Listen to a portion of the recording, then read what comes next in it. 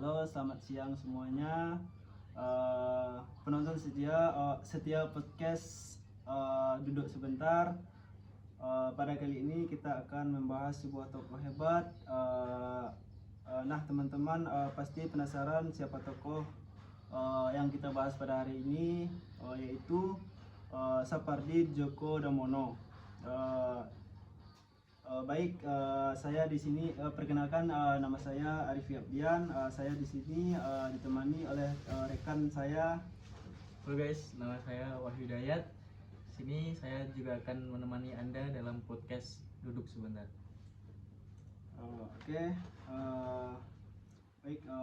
Pak Wahyu Siat, untuk mengenai tokoh-tokoh yang kita bahas pada hari ini, saya akan mengajukan beberapa pertanyaan kepada Bapak.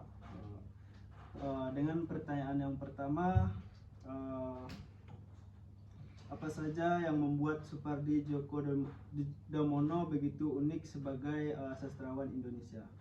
Menurut saya sendiri nih Bang, Bapak Sapardi Djoko Damono ini memiliki keunikan tersendiri dalam menulis sebuah puisi atau karya-karya ilmiahnya.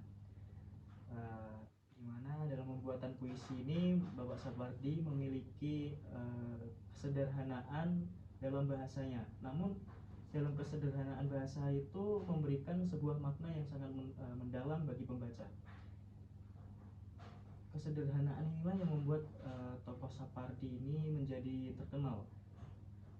Beliau ini kan dikenal dengan puisi-puisinya yang mencerminkan emosi yang halus, Bang. Di mana beliau sering memunculkan sebuah emosi yang halus seperti cinta, terus rindu dan sebuah kehidupan. Beliau ini juga seringkali menggunakan elemen alam sebagai metafora dalam sebuah puisinya, Bang. Dengan pendekatan itulah beliau berhasil menghubungkan perasaan manusia dengan keindahan alam secara universal. Itulah yang menjadi suatu keunikan bagi tokoh Sapardi Djoko Damono ini. Menarik sekali ya tentang keunikan dari sastrawan Djoko Damono ini. Selanjutnya pertanyaan kedua, saya akan menanyakan tentang bagaimana Sapardi mengelola emosinya dalam menciptakan karya-karya yang dia buat. Nah, untuk emosi dari Sapardi sendiri, setelah saya membaca beberapa artikel, saya menemukan sebuah media yang mewawancarai Bapak Sapardi ini, yang menanyakan bagaimana emosi beliau saat membuat sebuah puisi. Di sana beliau mengatakan bahwa beliau menulis puisi itu dalam kondisi yang stabil.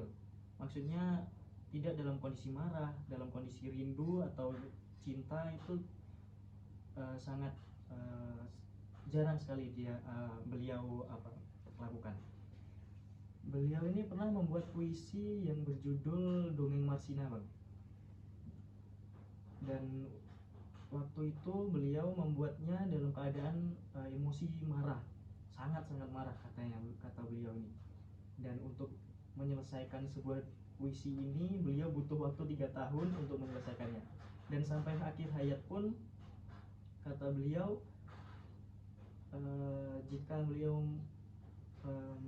masih membaca puisi tersebut, beliau akan merasa marah kembali, Bang, ingin memperbaiki puisi tersebut. Nah, hal ini menjadikannya memberikan kita pengetahuan bahwa Bapak Sapardi ini tidak pernah membuat puisi dalam keadaan emosi yang tidak stabil. Untuk pertanyaan selanjutnya mengenai pengaruh kreativitas dan inovasi Sapardi dalam dunia sastra Indonesia. Dalam sastra Indonesia, Bapak Sapardi ini membawa pembaruan dengan puisi-puisi bertema universal, Bang. beliau ini kan dimasukkan ke dalam apa namanya tuh, buku pengarang pengarang di era 70-an bang. Nah, beliau ini mampu menciptakan sebuah puisi yang sederhana namun penuh arti. Ia memanfaatkan elemen kehidupan sehari-hari dan alam untuk menciptakan karyanya yang relevan bagi banyak orang. Jadi hal inilah yang menjadikannya sosok yang inspiratif bagi kalangan muda serta sastrawan Indonesia dalam mengeksplorasi sastra yang menghubungkan perasaan manusia dengan alam itu sendiri. Kepada teman-teman, demikian perjalanan kita menelusuri kehidupan Supardi. Meskipun beliau telah tiada, tetapi karya-karyanya tetap abadi dan bisa kita pahami lebih lanjut. Untuk membuktikan bahwa seorang sastrawan Indonesia tetap hidup walaupun raganya sudah pergi. Oke, baik, sekian pertemuan kita pada kali ini membahas tentang tokoh-tokoh yang inspiratif. Kita lanjut untuk pertemuan selanjutnya. Sekian, assalamualaikum warahmatullahi wabarakatuh. Audio Jungle.